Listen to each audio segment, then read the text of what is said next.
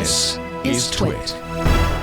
Symantec's threat hunter team, which is now part of Broadcom Software, posted really interesting details of what is by far the most technically sophisticated Chinese backdoor malware these researchers had ever seen. And, you know, it's one thing when script kiddies get something from GitHub and go scan and hope that they get lucky. The whole idea of malware being really, really good is unnerving, you know, like on a different level. And, it makes me think a government wrote it, not script kiddies. You know, it's a little scary. Yeah. Exactly. This is not, as we will see, Daxin did not come from no script kiddie. And you know, we're only ever talking about stuff that Russia is doing and China is doing. You know, I just have to hope, because, you know, things are getting crazy in the world right now. You have to hope that our government is every bit as competent and, you know, has, you know, like over there, they're doing podcasts about us and stuff that they're finding from the NSA, much as we're talking about, you know, China malfactors. Anyway, their post, Symantec's post, stated that the malware appears to be used in a long-running, and I'll put some dates on that in a minute, espionage campaign against select governments and critical infrastructure targets. Daxin, as they named it, allows an attacker to perform various Ooh, I forgot that weight turned. Turn that. Sorry about that. Is that Pebbles? Yeah, it was actually a 4-year-old son of someone on CompuServe. Oh, cute. And I've had that sound file from the days of CompuServe. Yeah, which means the kid's 38 now. But okay, fine. Yeah, exactly. And does not want to be reminded of the way he sounded back then. Man. So, Daxin, as they named it, allows an attacker to perform various communications and data gathering operations on the infected computer. And it was seen in use as recently as November of 2021, so a few months ago, by attackers linked to China. Most of the targets appear to be organizations and governments of strategic interest to China. And further strengthening the Chinese Daxin link is the fact that other tools also commonly seen and associated with Chinese espionage actors have also been found on some of the computers where Daxin had been deployed. Symantec's researchers were extremely impressed and said that considering Daxin's capabilities and the nature of its deployed attacks, it appears to be optimized for use against hardened targets, allowing the attackers to burrow deep inside a target's network and exfiltrate data without raising suspicion.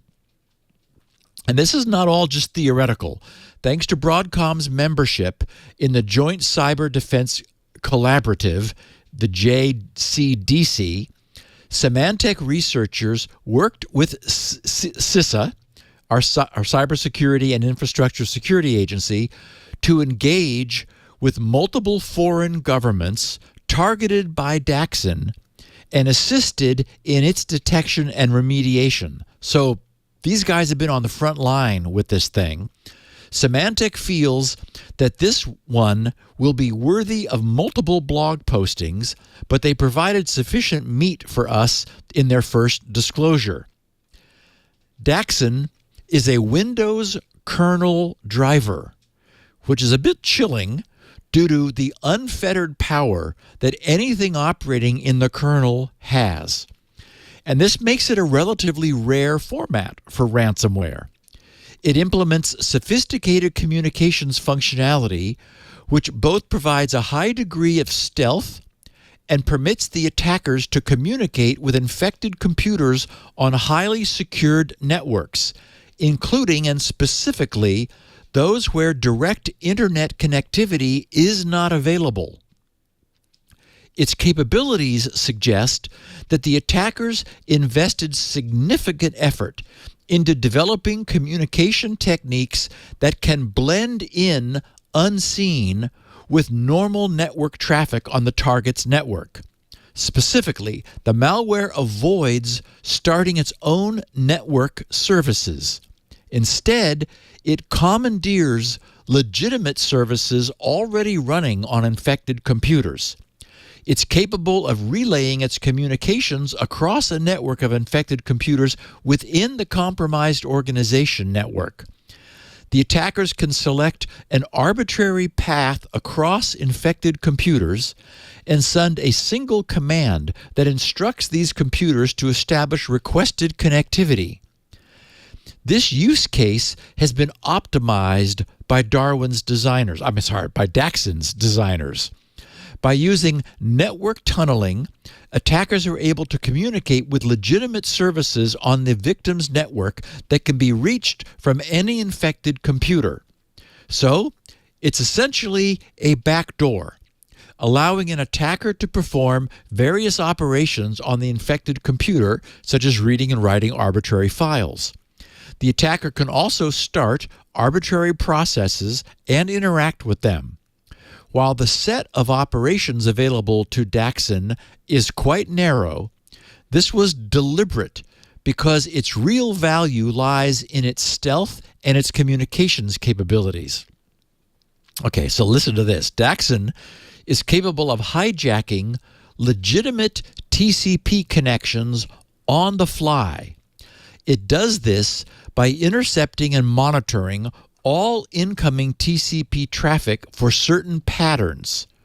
Whenever any of these patterns are, in other words, triggers, when any of these patterns are detected, Daxin disconnects the legitimate recipient of the traffic and takes over the connection.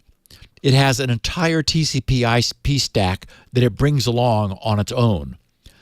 It then performs a custom key exchange with the remote peer, with both sides following complementary steps to perform that negotiation.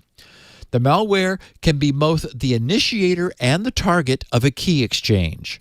And as we know, the beauty of a public key exchange is that the exchange traffic need not be secret, and an eavesdropper cannot learn the key which is negotiated during the exchange.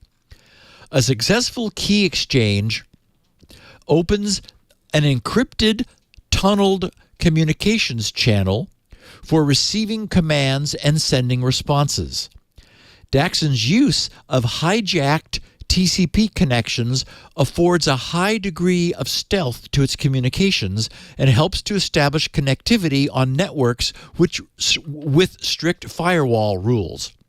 So, for example, say that some organization maintains any sort of public-facing service, such as a website.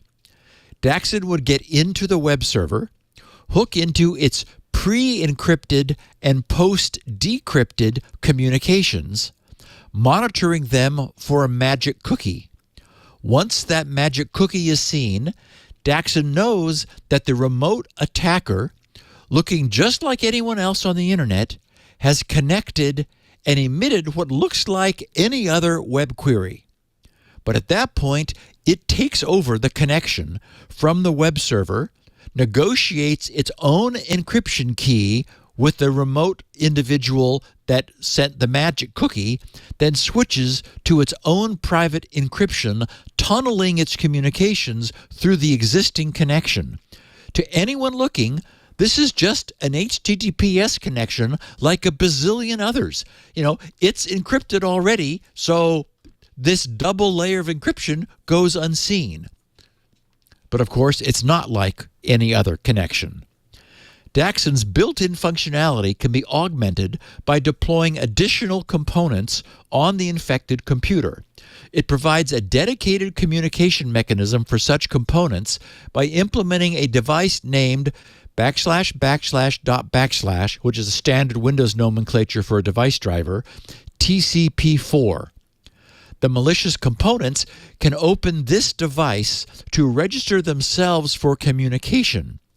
Each of the components can associate a 32-bit service identifier with the opened TCP4 handle. The remote attacker is then able to communicate through Daxin with selected components by specifying a matching service identified when sending messages of a certain type. The driver also includes a mechanism to send back responses. So this sets up an entire private communications infrastructure. There are dedicated messages that encapsulate raw network packets to be transmitted via the local network adapter.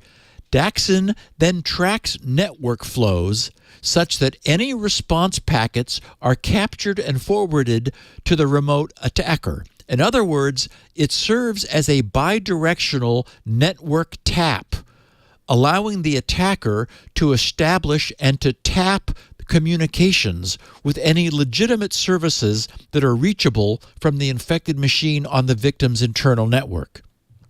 One of Daxin's most powerful and unique capabilities is its ability to create multi-hop communications channels across multiple infected computers, where the list of nodes is provided by the attacker in a single command.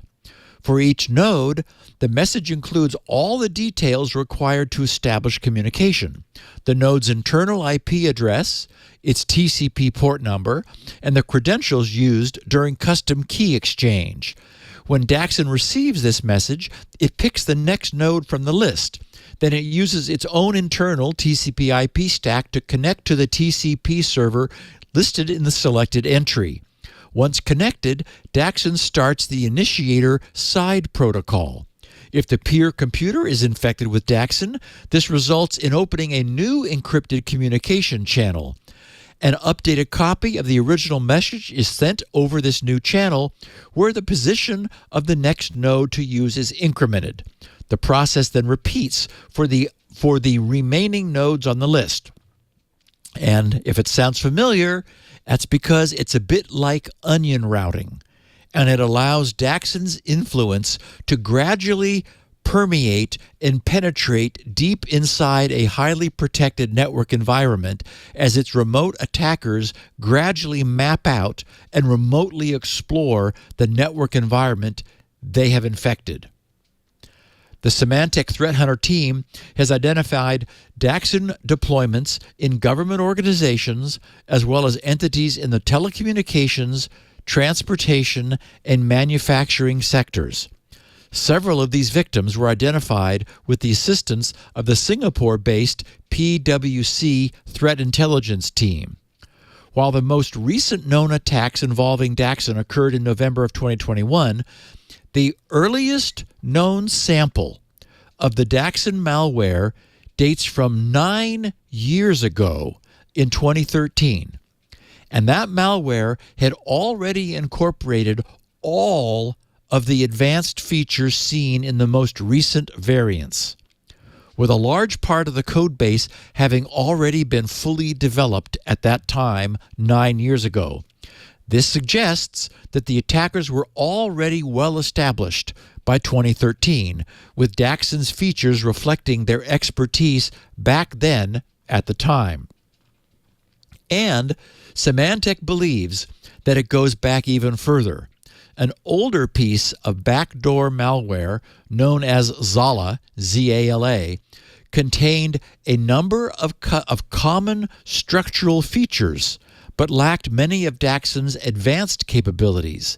Daxin appears to build on Zala's networking techniques, reusing a significant amount of distinctive code and even sharing certain magic constants with Zala.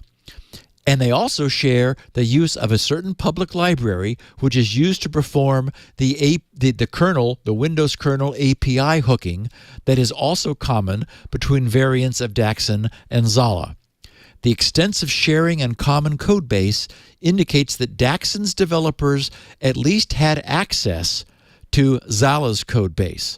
They believe that both malware families were used by the same Chinese-linked actor, which became active no later than 2009. So an additional 4 years before 2013 when Daxin was first seen. So, needless to say, this is not something that anyone wants to have crawling around inside their network machines. Yeah. And you have to ask yourself, how sure are you that you don't have it?